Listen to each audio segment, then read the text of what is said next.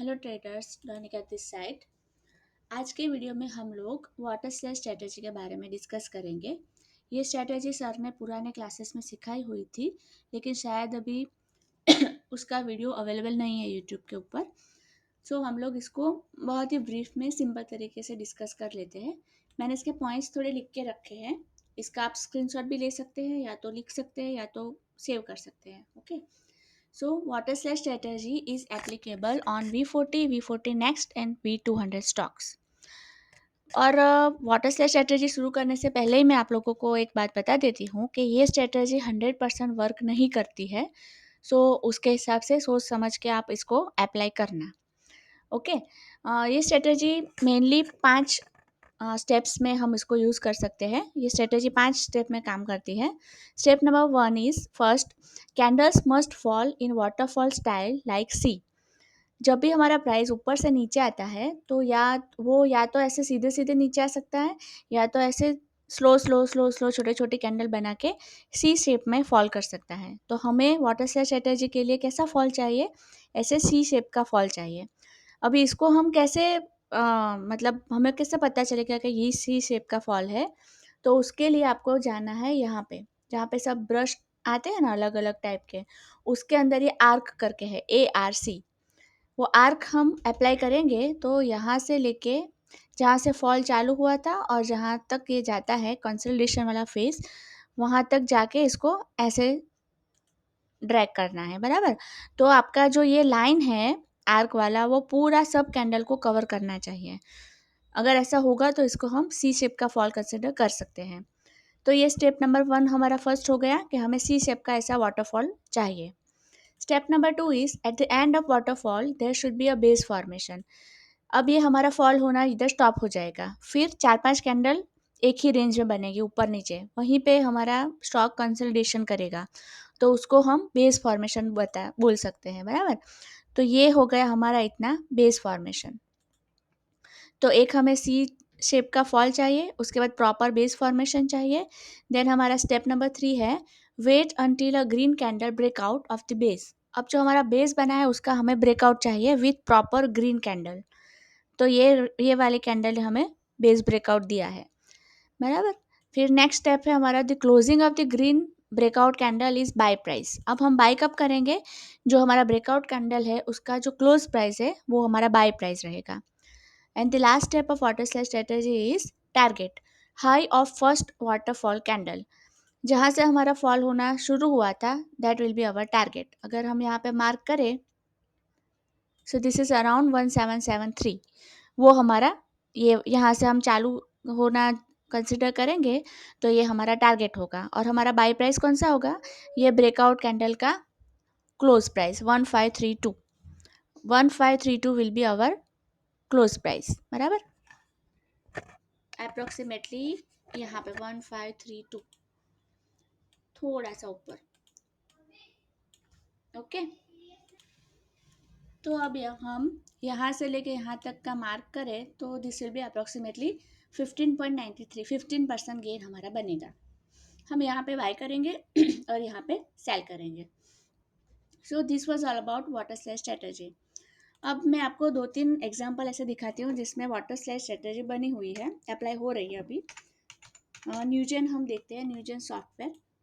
न्यूजन software में आप देख सकते हैं कि हमारा V20 का ट्रेड ओपन ही था, इन बिटवीन ये वाटर स्लाइड बनी थी। यहाँ से ये ऐसा सी शेप का फॉल हुआ था, फिर ये बेस फॉर्मेशन हुआ था, फिर ये हमारे ब्रेकआउट कैंडल है।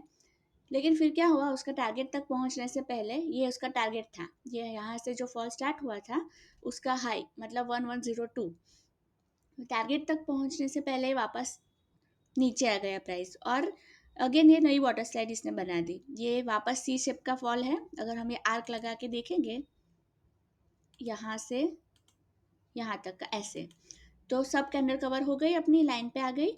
और ये एक छोटा सा इधर बेस बना था, बहुत ही छोटा सा, फिर ये बेस का ब्रेकआउट हुआ था, और फिर प्राइस अभी इधर ही कंसोलिडेशन कर रही है, बराबर। अभी इसका भी टारगेट आना बाकी है, इसका टारगेट अप्रोक्सीमेटली बनता है 975। तो ये अपनी इन प्रोसेस मतलब अभी वर्किंग है, इसका टारगेट ऑन ओपन है। ऐसी 2 वाटर स्लाइड है। फिर नेक्स्ट हम देखते हैं ग्रेविटा। ग्रेविटा इंडिया में क्या हुआ था, ग्रेविटा इंडिया में ये वाली एक छोटी सी वाटर स्लाइड बनी थी। मैं इसके ऊपर आर्क अगर लगाऊं तो यहाँ से यहाँ और ये ऐसे बराबर। तो ये एक सी शेप का फॉल हुआ था, फिर ये अपना बेस फॉर्मेशन हुआ था और फिर यहाँ पे ब्रेकआउट आया था। और इसका टारगेट था अप्रोक्सीमेटली, ये अगर हम मार्क करें, दैट वाज अराउंड 1865, जो यहाँ पे अचीव हो गया था। लेकिन इसका क्लोज प्राइस क्या था, 1812, और इसका टारगेट था 1865। मतलब बहुत छोटा सा टारगेट था, क्योंकि इसका जो ब्रेकआउट कैंडल है वही बहुत बड़ी बनी थी। तो इसमें हमारा पोटेंशियल का मार्जिन बहुत कम रहा था, लेकिन टारगेट अचीव हुआ है। ओके, देन नेक्स्ट हम देखते हैं एसीसी। एसीसी में भी एक वाटर स्लाइड बनी हुई थी। यस, मैंने इधर मार्क करके रखी ऑलरेडी। इसमें क्या हुआ था, ऐसा ये सी शिप का वाटर फॉल हुआ था, फिर ये बेस हुआ था, ये बेस का ब्रेकआउट दिया था, ब्रेकआउट से थोड़ा सा ऊपर गया, फिर वापस प्राइस नीचे आ गया है। अभी इसका टारगेट ओपन है which is around 1992।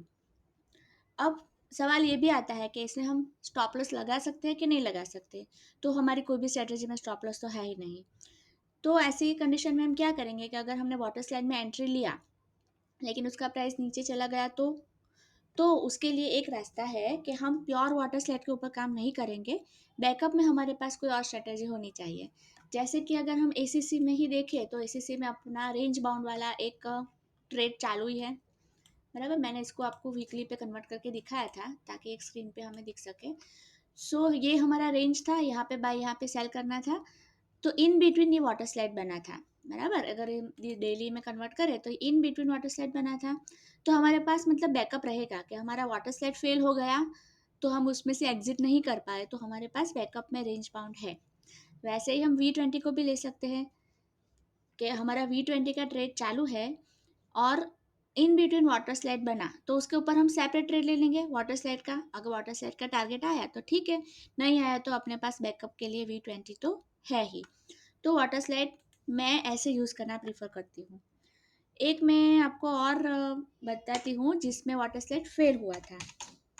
KPIT, KPIT technology. इधर हमने देखा था ये सी शेप का बना था, इधर कंसोलिडेशन हुआ था, ब्रेकआउट दिया था, लेकिन फिर प्राइस नीचे चला गया था। अब ये केस में क्या हुआ था, हमारे पास बैकअप में V20 था। अगर हम इसको ओपन करके देखें तो अपना V20 का ट्रेड अभी भी ओपन है। सो ये तरीके से अगर हम वाटर स्लाइड को यूज़ करेंगे तो टेंशन फ्री ट्रेड ले सकते हैं कि अगर हमारा वाटर स्लाइड में फेल हो भी गया ट्रेड तो भी हमारे पास बैकअप में V20 है। Okay, so this was all about water slide strategy. मैंने सिंपल तरीके से समझाने की कोशिश की है। आप ये जो स्लाइड है उसका स्क्रीनशॉट ले सकते हैं और चार्ट के ऊपर प्रैक्टिस करके इसको अप्लाई करना हो तो कर सकते हैं। अगर कोई क्वेरी हो तो आप मुझे कमेंट सेक्शन में बताइएगा। I will try to solve it. Thank you, have a nice day.